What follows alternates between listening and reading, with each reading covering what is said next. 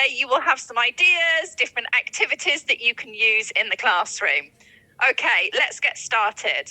So let me share. Oh, Yeah. Emil, Yeah, share screen. Multiple yeah. can share simultaneously advanced share. Okay, test it, please. I have done. Testing, 1, 2, 3. Yeah, we're working. There we go. Okay, perfect.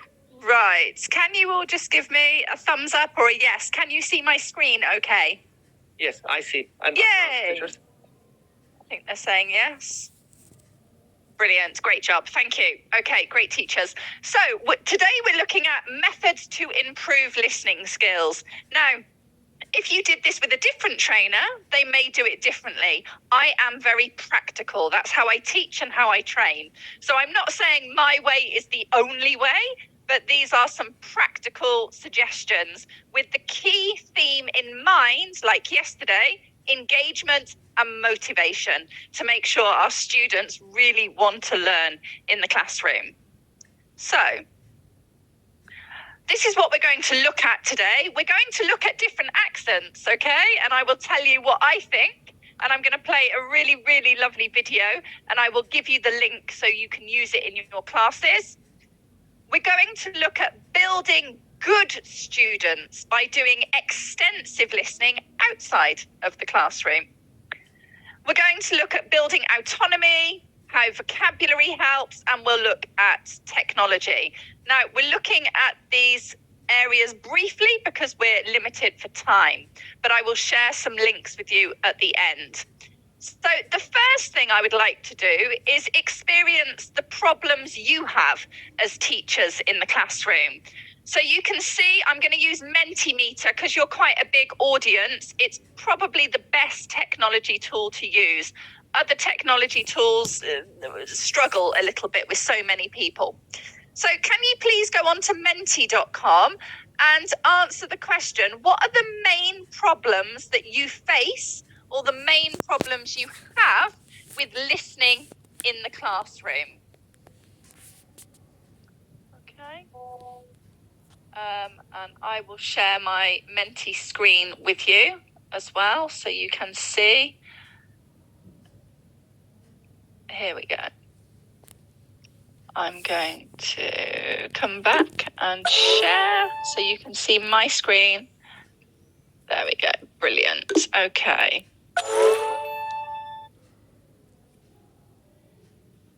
Let's have a look. Okay, great. We've got some really good ones. Absolutely. Noisy environment. We do not want background noise in a listening. It's very difficult to focus and concentrate. Not to catch the words. And that's really typical because sometimes students don't have enough exposure to different voices. So one of my key areas today is you as the teacher are a brilliant, authentic listening model for your students, but bring in different voices into your classroom too, and that will build self-confidence with your learners. Accent, yes, but if students have never heard a different accent, it will be difficult. So actually, as a teacher, we have a responsibility to share different accents. English is a global language and we all speak very differently, and students need to realize that. Vocabulary, huge problem. If students have limited vocabulary, it's very difficult to understand. The volume, yes. Now, luckily, technology is better than when I first started teaching. There's no longer press play, rewind, go forward. It's much easier nowadays, I think. Non-natives, but remember, English is a global language, so we need to expose students to native speakers, but also non-native speakers. You know, English is a global language, so embrace all accents. English is not about one accent. Misunderstandings, trying to translate, absolutely. So translation sometimes can be good, it can be positive, but if students are relying on translation all of the time, the listening moves too quickly and it becomes an impossible task. So that's really important. What else do we have? Audio, taking notes. Yeah, so if any of you are teaching university students, They need to be able to take efficient notes when they're listening to lectures. Lack of concentration. Okay, so that brings us on to yesterday. Remember, motivation and engagement are important. So you may need to think about what strategies you use to help your learners be engaged in a listening task. Okay, please keep sharing ideas if you are, and I will look at that in more detail later. But I think all of these are typical problems that all teachers face all around the world. And I've got quite similar problems to you. I think the first one is the unknown. Who is speaking? What's their accent? What's the topic? And students can be afraid sometimes. The speed of the tape, the quality. And I think nowadays we're quite lucky because generally the quality is much, much better.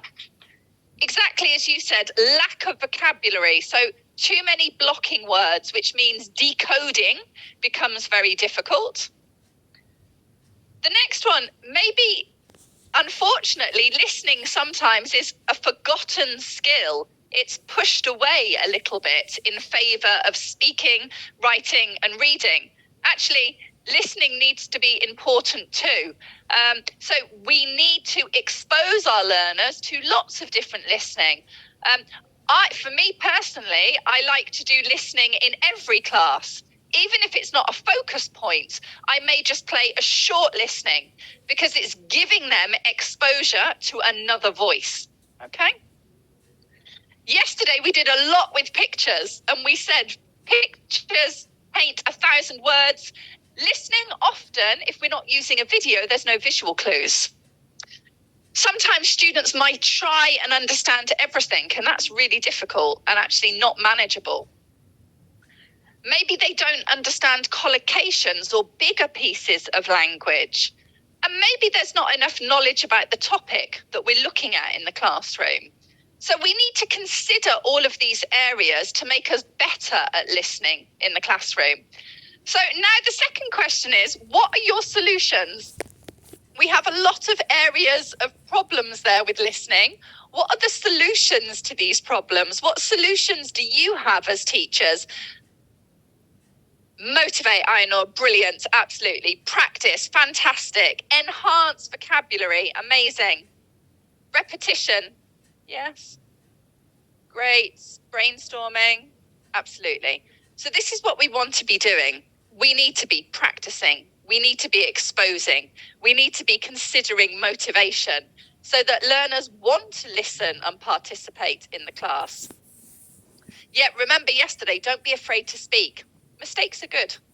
Songs are so lovely. We're going to look at some songs today. Hopefully you haven't seen them before and it will give you some ideas. Motivation, absolutely. Yeah, so lots of vocabulary work is always going to help with listening. Okay. Movies, absolutely. I always say when I lived in Spain, I was a teacher. I wanted to learn Spanish, but I was too busy teaching English. I learned most of my Spanish from going to the cinema, from watching the television. So, authentic listening is really good. Podcasts, Samira, that's a great one. And I'm going to show you some free podcasts today that you can use in your classroom. So I'll give you a lot of resources at the end. Okay.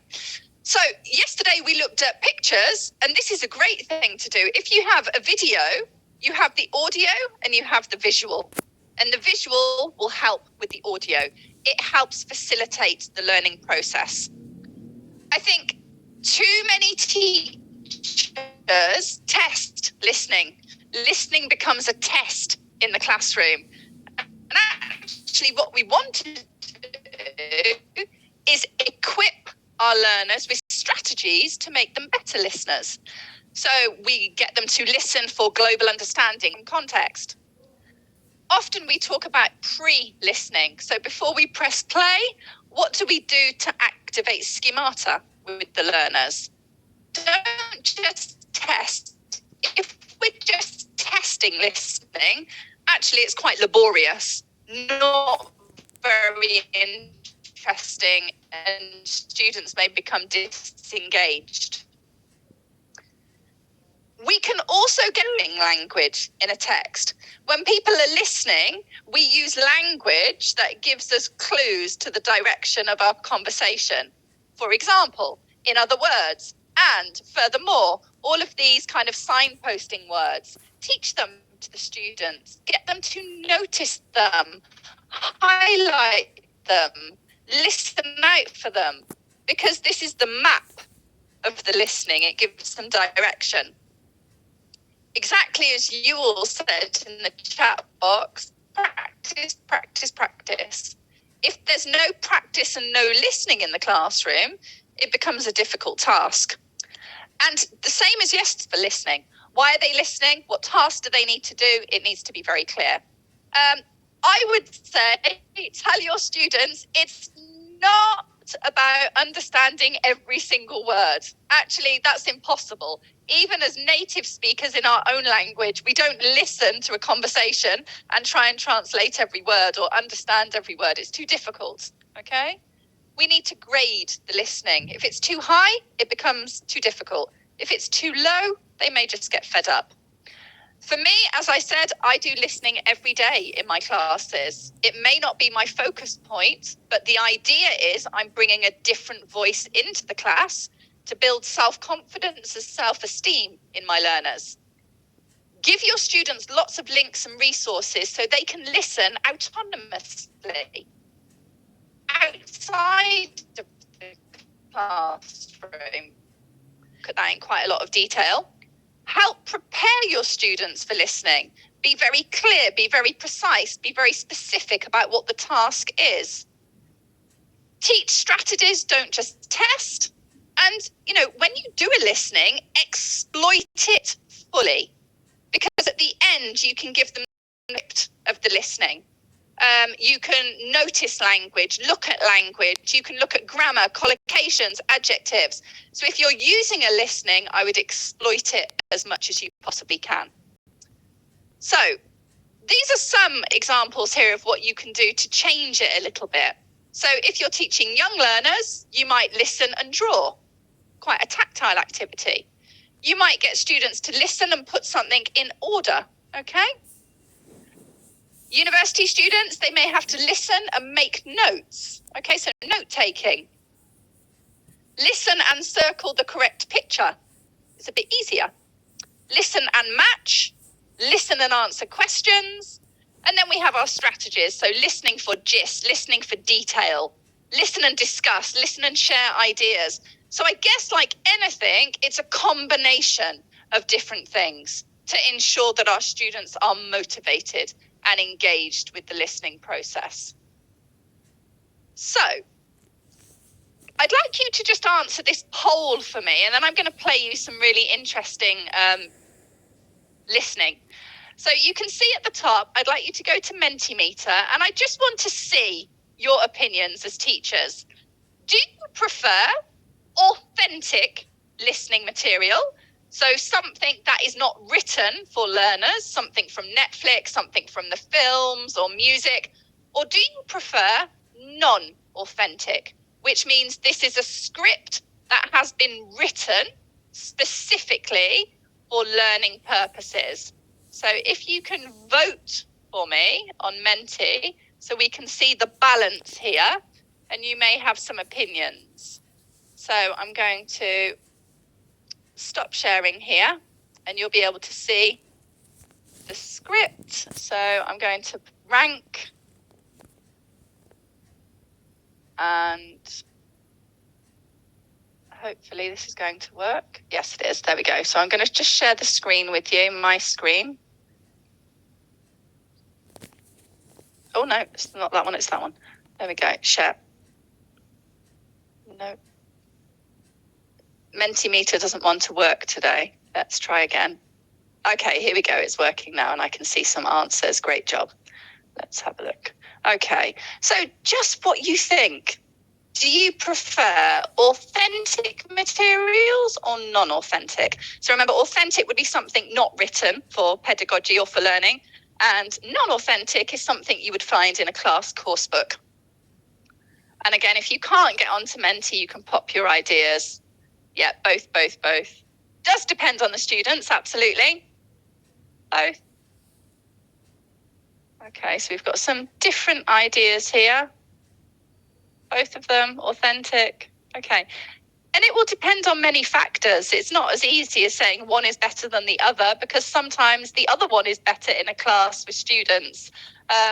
So there's many factors to consider. I like that most of you are saying both, because I think with anything we use in the classroom, it's never as easy as saying this one's good, that one's not good. Often it is a combination of both of them together. And I guess, you know, these are just some ideas. We could look at this in a lot of detail, but we're limited on time today. Authentic, this is how I learned Spanish, because I didn't have much time. So a lot of my Spanish was learned through television, through watching news, through going to the cinema. And, you know, I lived in Spain in 2000, so 23 years ago, a long time ago. My Spanish is still very good because I've got a lot of idiomatic language, and I'm very familiar with informal language, colloquialisms, and idiomatic language. And that was from authentic. But you do need to consider some of your students may not need idioms and phrasal verbs. It depends what they're doing with their English. However, there sometimes can be a sense of achievement. So if you say to your learners, wow, great job, you just listened to that and that was from Netflix, maybe there may be a sense of pride because it's not something from the course book and they've, you know, learned something that hasn't been scripted for students. It can help them to sound more natural. Not all students need that. Some students, if they're visiting an English-speaking country, may need to sound more natural. We can see in authentic language, there's interruptions constantly, whereas maybe if it's scripted, there's not as many interruptions. So maybe it's a bit distilted and not as natural.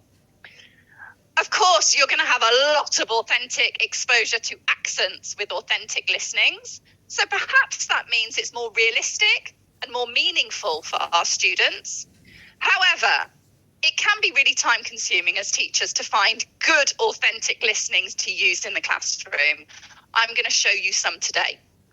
Non-authentic generally is going to be a bit slower, okay? And for some students, that's fine. But for other students, they may want more natural exposure. Often a non-authentic listening in a course book may have lots of examples of grammar, okay?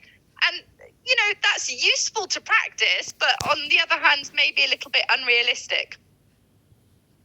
And it can be a bit dull. It depends on the course book. Some course books are brilliant, some not so good. So this is why both is much, much better. Have a combination of both to really help your students. The most important thing is to make it fun. You know, even when I'm teaching my university students and I'm teaching general English or academic English, I still want them to be engaged, the same as I would with young learners or teenagers. So we've got to kind of think of ways to make it fun, inspiring, engaging as much as we can. So I'm going to play a short video here, and this is a typical authentic listening, and I'm going to pop the name in the chat box. Jamie Oliver. Has anyone heard of Jamie Oliver? Can you just give me a yes or no in the chat box?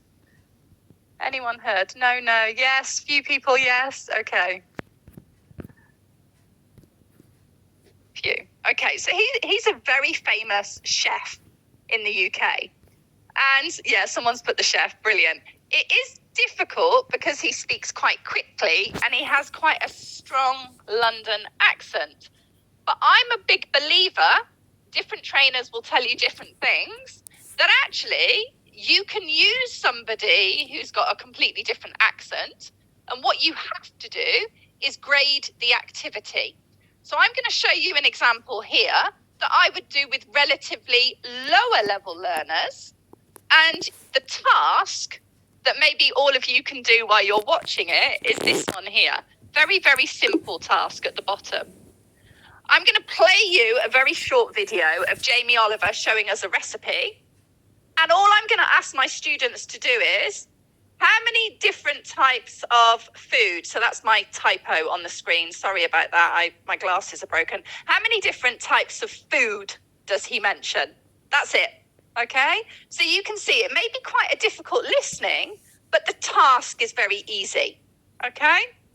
And then you could say, how many adjectives does he use to describe the dish? So we're looking at quite basic language, but we're using an authentic text.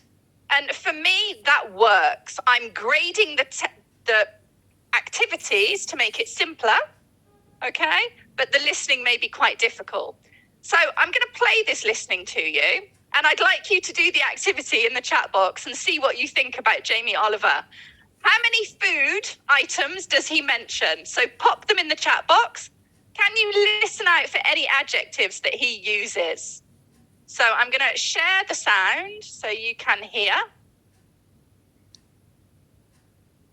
Oh, hopefully it'll work. Yeah. Okay. Right, here we go.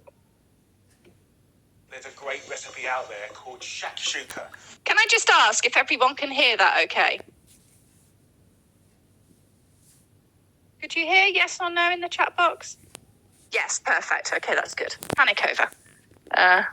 Yeah, it's on the highest and I've optimized the sound. Here we go.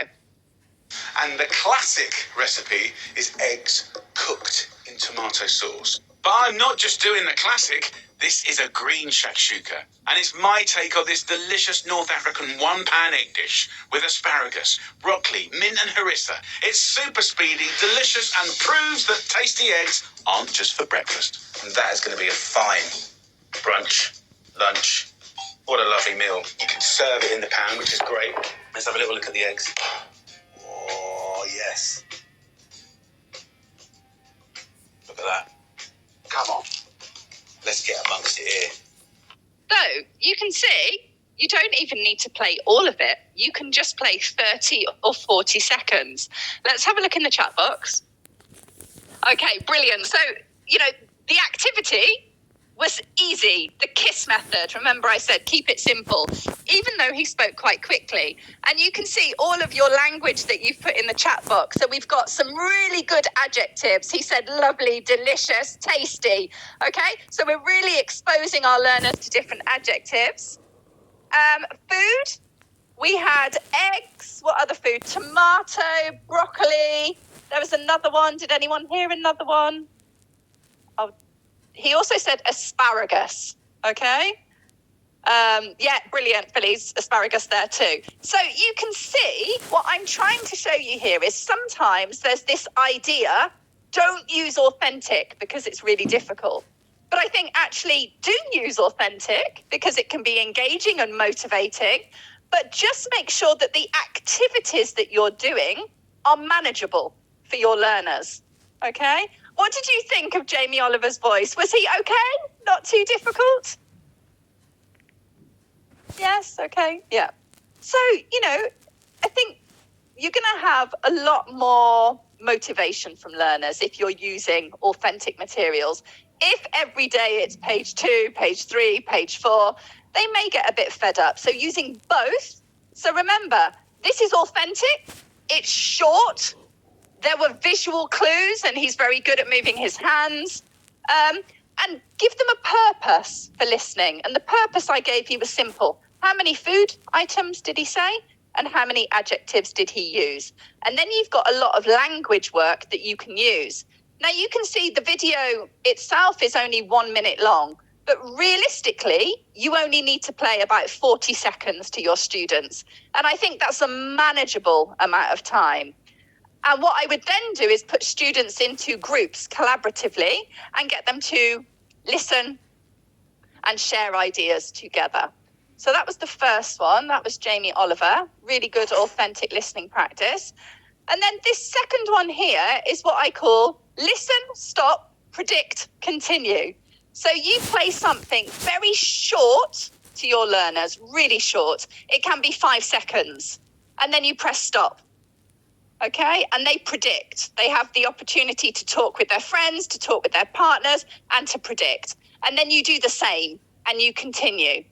And this can just make it a little bit more interesting for your learners. So I'm going to do this with you now, but I'm going to show you why if we just look at these points here. If you stop it, it's breaking it down from big pieces into smaller pieces, which means it's easier, more digestible, more manageable for your learners. When you stop, you can bring in speaking and look at vocabulary, okay? And that will enhance the listening. Then you can restart and repeat. It can also help with motivation as much as possible too. So I'm going to move this over here and I'm going to just optimize the sound again so you can hear. This is a really funny series. It's very old. I'll put the name in the chat box.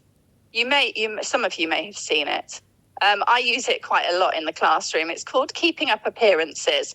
So you can go and have a look on YouTube or Google. Okay, it's really funny. So what I'm going to do is I'm going to press play and then I'm going to ask you to do something in the chat box. Very similar to what I would do with students in the classroom. So we're breaking it into small pieces. We're predicting, so there's some critical thinking. We can get students to collaborate. So here we go.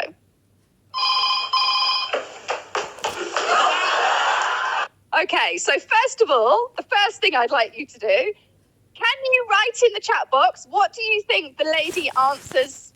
What does she say when she answers the telephone? What's the first thing she says when she answers the telephone? Okay, hello, yes, okay, who's calling? Lovely, hey, hello. So immediately we're generating language. We haven't heard anything yet, we're just looking at the visuals, okay? Brilliant. Okay, hi, hello. Okay, right, listen to what she says. You may be surprised. The McKay residence, the lady of the house speaking. Okay, so maybe a little bit different to what you thought. And you could use this then to talk about formality. So, for example, if I ask all of you, is this generally how we answer the phone or is this far too formal? No, absolutely not. Far too formal. So this could be a really nice way to introduce students to the idea of formal language, informal language, and what we should use in particular contexts. Because sometimes if we say something that's really formal, like this lady, we're all laughing. It sounds a bit strange, okay? Sounds a bit funny. So this could be a good introduction to formal, informal language and when we should use it in different contexts. Right, so now I'm going to play it again. I've stopped it twice. You've done different tasks. Now I'm going to play it again, and there is a problem. Can you just type in the chat box, what is the problem that this lady has? Here we go. No, I do not have a special offer on spicy prawn balls. This is not the Chinese takeaway. Okay, there we go. So what's the problem? Problem with the order? She's angry. Okay, why is she angry? Is it our home? Chinese takeaway, okay? She hasn't ordered. Okay, brilliant. It's the wrong call. Kamala, brilliant. It's the wrong call. She's at home and somebody thinks it's the Chinese takeaway. So immediately you've got lots of different ideas. It's not a Chinese takeaway. She's at home. And then you can talk about problems, situations, and also go back to the idea of formal, informal. Now, the reason I'm showing this to you is to say listening doesn't have to be a long listening. I played, I stopped. I played, I stopped. Okay? So it can be really useful just to get them to listen to different accents. We probably only listen to 18 seconds, but I'm bringing listening into the classroom, which is always going to be beneficial. And you could have something quite funny now talking about all the different things that happen in the classroom. Okay, so let me move on to the next one. Okay, great job in the chat box, guys. You're brilliant. So what I'd like to know now is about music. So we're going to have a look at some fun music activities. Can you tell me what music you have used in your classroom that's been successful? What music you use on a regular basis in your classroom that's successful? And maybe you could put the name of a song, for example, that you enjoy, your students enjoy. Let's have a look. Pop, yeah. Slow songs, chants, absolutely. So we've got differences there. Music for younger learners, maybe chants, drilling, physical activity, physical literacy. TikTok, yeah. I must say I don't really know much about TikTok. I know my two boys, they're always on it somehow. classical songs, music, folk music. That's lovely. You could do, cultural folk music, mixed music, modern, tongue twisters. Brilliant. Oh, we'll have to remind me to ask Raphael a bit later. He's the master of tongue twisters. K-pop. I think that's Korean, isn't it? South Korean. The Beatles. Lovely. Okay. Wonderful world, Hassan. Actually, Hassan, I was doing some young learner training with some nursery teachers this week, and we use a wonderful world to look at colours because it mentions lots of colours. So again, it shows you, music is very versatile. We can use it with higher level learners, lower level learners. It does depend on the students, yeah. If they don't like the singers, they may not like the activity. Energetic, yeah. Shalala, head, shoulders, knees and toes. I used to do that a lot when I was teaching young learners. Okay, right. So I'm going to show you some here. I'm going to show you just a few that I use regularly when I'm training, and I've used on summer school when I've been training teachers to teach on summer schools in the UK. So I'm going to start this before we listen to music, just to set the scene and contextualize. So can you all help me here? This song is all about the summer. So what I would get the students to do as a pre-activity is ask them to think about what items they would put in their suitcase for a summer holiday. So can anyone help me? What do you need in your suitcase for a summer holiday? Sunglasses, passport, yes. Sandals, lovely. Okay, and again, we're generating language like yesterday through a simple question, through a simple visual, opportunity for you as the teacher to concept check further, to elicit further. So lots of speaking that will help build up the idea for the listening activity. Great. Swimsuit, money. Yeah, money's a good one. Absolutely. Hat. Credit card, charger. Yeah, we don't go anywhere without our charger and our phone nowadays. Laptop.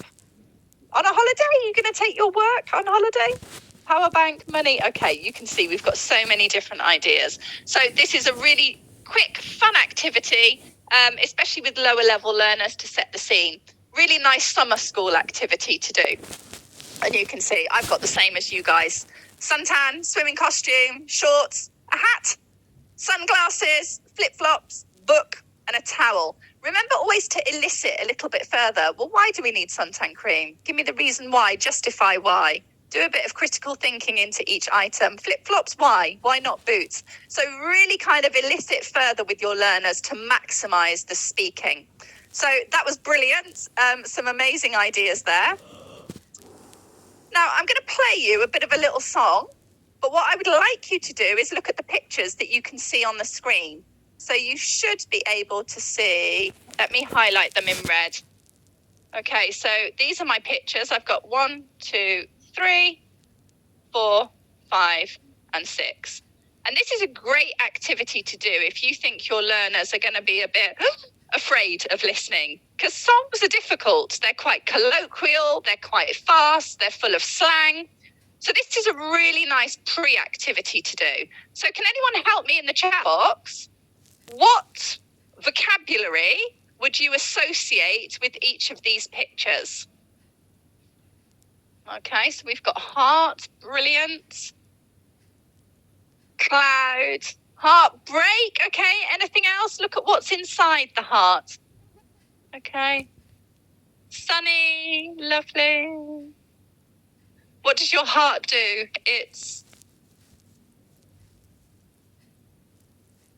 Think about the sound your heart makes. Pulse, heartbeat, brilliant, well done, okay. Sunset, lovely, okay.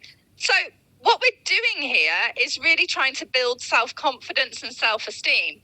You wouldn't necessarily have to do this with higher level learners. It's good to do pre-activities because it helps contextualize, but this can be really, really useful, especially with teenagers and younger learners. And you've got all of the words, okay? So we've got heart, hand, heartbeat, sunshine, sunset, clouds, okay? So very easy activity, even though the song's quite difficult. And then what I would get the students to do, and obviously we're giving them a purpose for listening to something. That's the most important thing. They have to have a purpose. So if you can, I'm going to play a little bit of the song. Can you please, in the chat box, put the word when you hear it, or you can circle on my screen. So there's different ways that you can do this. When you hear the words, you can type it in the chat box, or you can highlight or underline on my screen. So I'm not going to play all of the song, because I think even for students in the classroom, a whole song is actually quite a lot, and it could be cognitive overload and a bit much. So we're going to break it into manageable parts. And remember, our topic is summer. That's what we've been looking at. So let me play the first part. And I've done this for quite a few years at summer school, because I train quite a lot of teachers on summer school, and they use it a lot, and the students really, really like it. So here we go.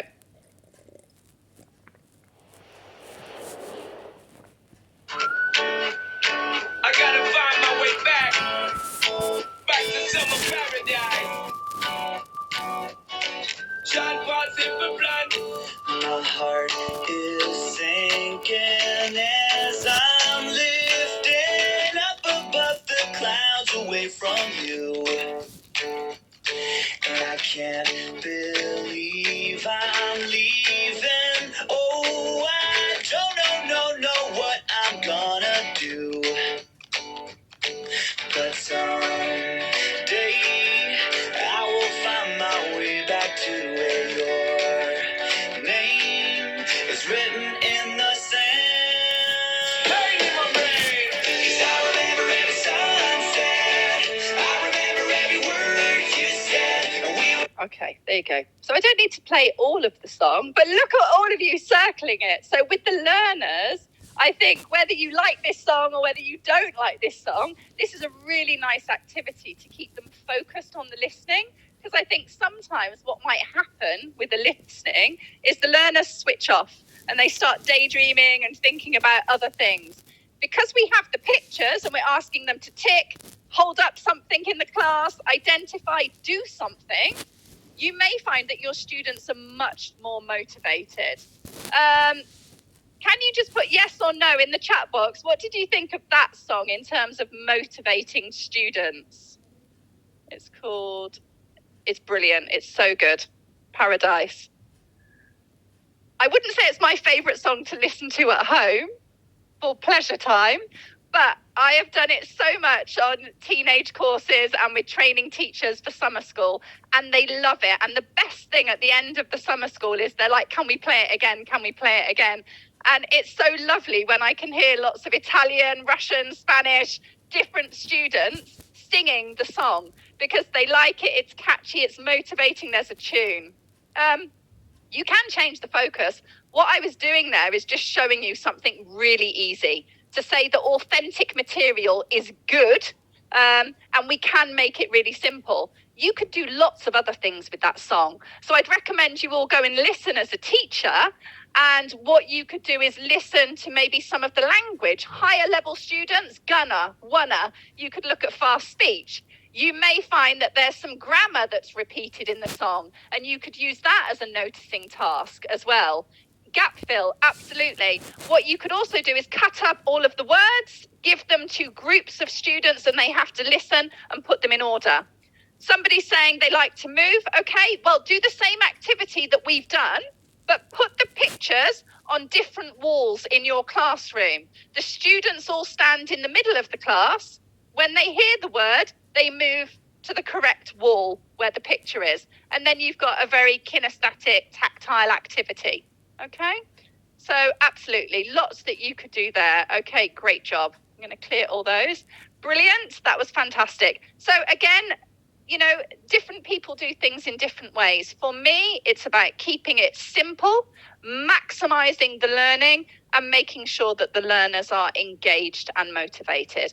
And that's a really simple thing to do. So let me move on. Oh, there we go. This is my daughter's favourite song at the minute. And sometimes when I'm trying to find a song to use, it's based on what my children listen to, because I think I'm a bit old and I'm a bit out of touch with modern music.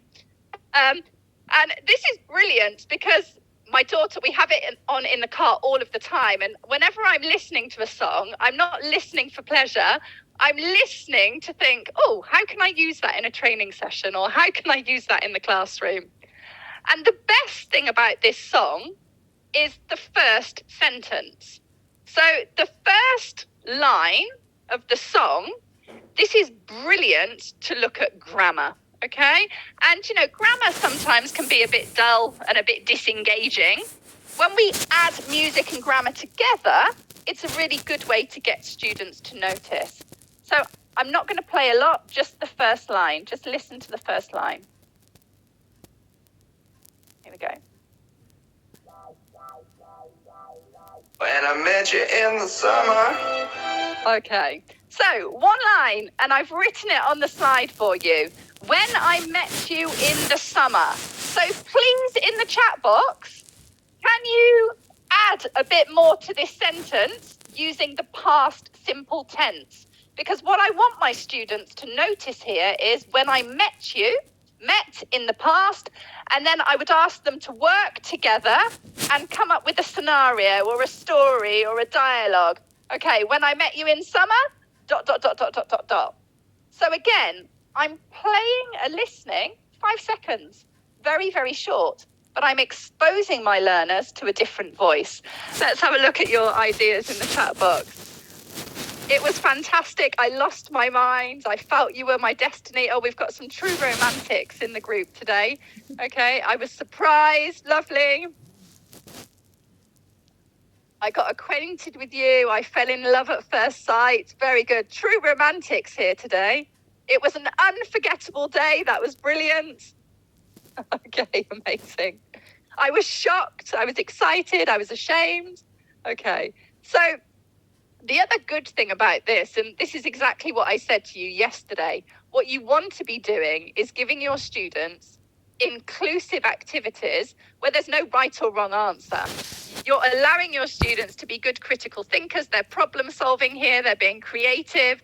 Get them to do it collaboratively in groups. And then you have your communication as well. Someone's put, I don't know if I would have a heart attack or not. Let's hope not. Okay. So you can see every answer is a possible answer. And then as the teacher, we have further opportunity for concept checking, for further elicitation, for work on vocabulary, get the students to justify their reasons a little bit more. Okay, we've got so many. Okay, I remembered. Lovely. So the key thing here is it was short. They listened. We're noticing the grammar. And they're being creative in some way, which means then we integrate other skills into what we're talking about. Someone's put Bruno Mars. That's a great one to do in the classroom. You were white like an angel. Fantastic. Okay. So you can see both of the songs that I've used. We haven't played all of them. Because actually, if you're in the class and they want to listen again and again, and you're so fed up of this song. So if you're just playing the first line or the first 20 seconds, it's not overload. It's manageable. Okay? So that's a really simple activity. So next time you're listening to a song, think about, okay, well, is there some grammar in there that the students can use in a writing activity or a speaking activity? Oh, no. To my heartbeat sound. Sorry, I can't stop. There we go. Right, let's move on. There we go. So we're just going to do one more. And this is one of my favorites. I think I actually used this when I did my Delta a very long time ago. And I got a really, really good pass distinction in the lesson at the time. So let's just have a look here. A simile is, can anyone help me? What is a simile?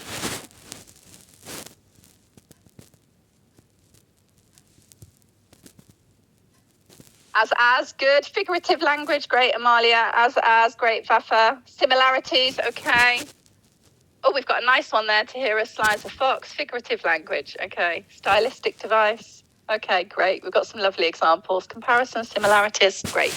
Okay, so I've got a really lovely lesson that I do on similes, and it's very visual with lots of pictures, and I get the students to match up, and they have to walk around the classroom, and I've got some of the examples here. So number one, what answers do you have for number one? As free as a bird. Okay, yeah, that's as free as a bird. Brilliant. And then further, you can ask the students to, okay, as free as a bird, but what does that actually mean? Give me a synonym. Give me a word rather than a simile. A sly, as I think a lot of you have put that, a fox. Okay. Okay. Well, now think about adjectives. If somebody's as sly as a fox, what does that actually mean? Okay. Like something with water. Like a fish, absolutely. So we say like a fish out of water. So I guess when I went to China, I was like a fish out of water. I went to China to deliver some training, and it was very strange for the first 24 hours because I didn't understand. And the last one, we need an animal here, like a frog. Does anyone know the last one? Like a giraffe? A pelican? Maybe this translates differently in languages in Azerbaijan. Like a bear, Malika, brilliant. Okay, so we say like a bear with a sore head, and again, we could associate that with somebody who's a bit grumpy and a bit angry. So I think sometimes a song can be used in the most simple way to consolidate and to review.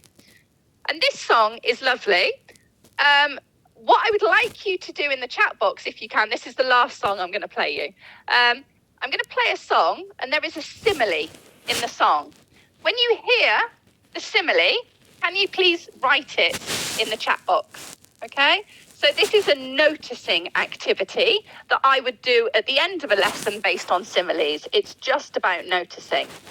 So let me play a little bit, and let's see if any of you can pop the simile in the chat box.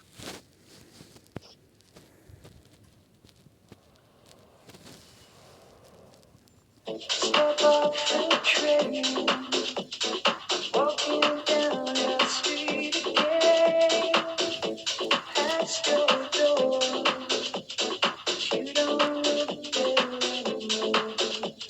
Seen you since you've been there. Now you disappear somewhere, got a space, found some better place, and I miss you.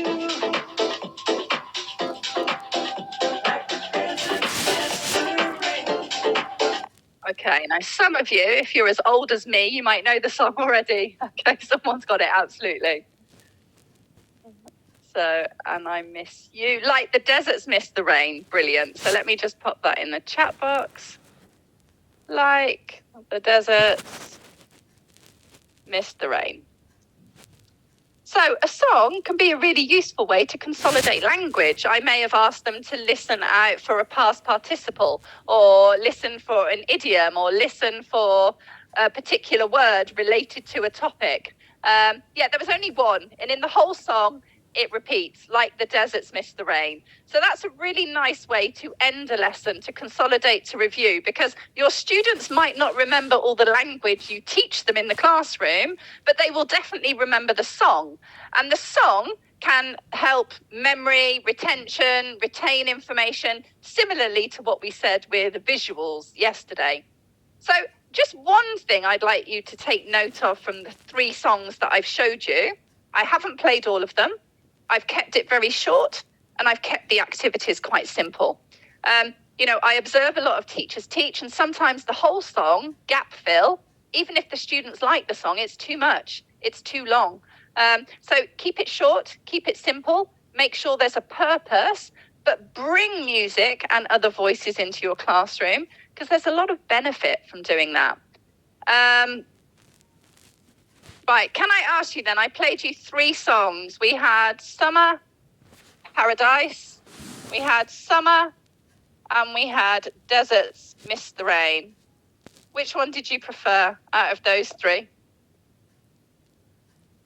Which Summer, Paradise? Yeah, there's a good beat, isn't there? Okay, all of them? Okay, have a go, see what reaction you get from your students, or use a completely different song, but maybe look at some of the same ideas that I've given you. Keep it short, keep it simple, don't make it too long. Get your students to notice and highlight things as much as possible. Okay, great job. Chat box, amazing. So, using songs, if I asked you to give me some advice or some top tips for using music in your class based on your own teaching experience, what would be your top tips and advice that maybe you would give to a new teacher about using music?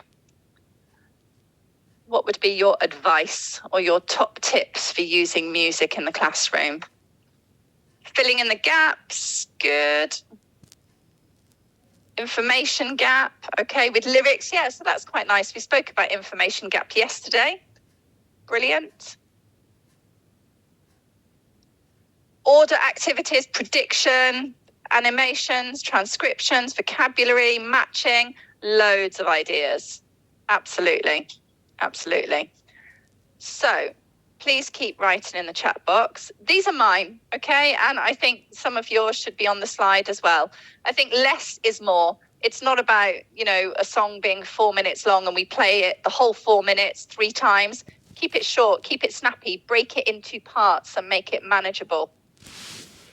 Keep it short, but give your learners exposure to not just non-authentic listening, but also authentic listening. Bring different voices.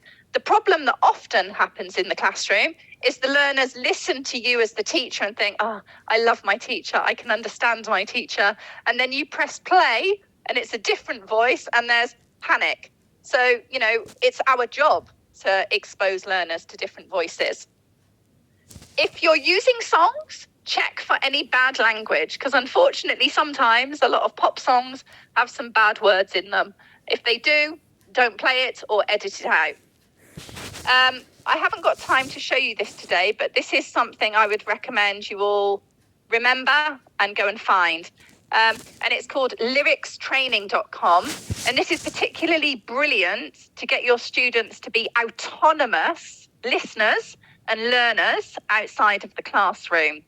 There are different levels. Your students can choose their favourite songs, and there's lots and lots of activities they can do. It's absolutely brilliant. So go and have a look. But as I said, we're a bit limited for time.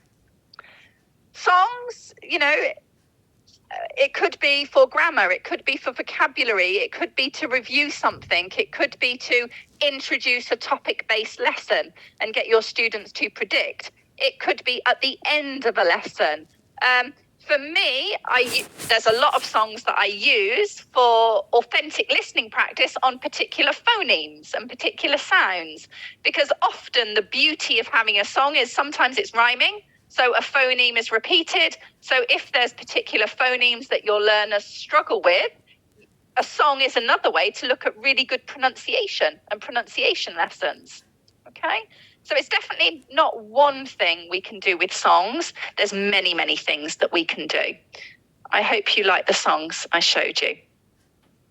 So the other thing that we're going to look at is staging. So sometimes with listening, you will find in many books and on many courses, listening is broken down into pre-listening, what you do before you listen, whilst listening, what you do whilst listening, and post-listening, what you do after listening. So I'm going to show you a podcast, but we're going to do a pre-listening activity. And I'm showing you 2 different ones. So the first one here is, what's this word that is scrambled up in the chat box? The letters are scrambled, similar to yesterday. What does the word say? Travel, travel. So immediate interaction. Everybody's got the idea about travel. Fantastic. Really simple. Now you can see on my screen there are 4 words, okay?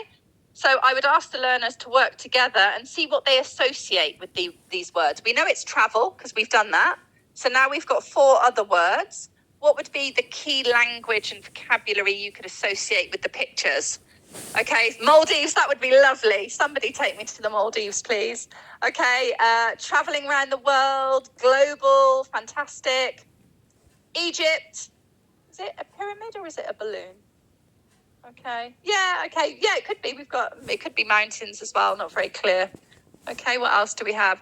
Continents. Miami. Do we have Miami there? World shopping, shipping, traveling, air traveling, seashore. Okay. So again, using visuals as a warmer in a pre-activity can be really, really, really helpful. Okay. Super ideas in the chat box there. So what I'm going to do is I'm going to play you something, and I'm going to give you the link to this at the end, because these are all free videos that you can use in your school, wherever you're working with your students. So this lady is talking about travel. It's pre-intermediate level, so it's quite a low level. It's about A2 on the Common European Framework. I'm going to play it to you. And in the chat box, I would like you to think about what you would ask your students to do whilst they're listening to what this lady's talking about, and it's related to travel. So what would you ask your students to do while listening to this? So have a listen.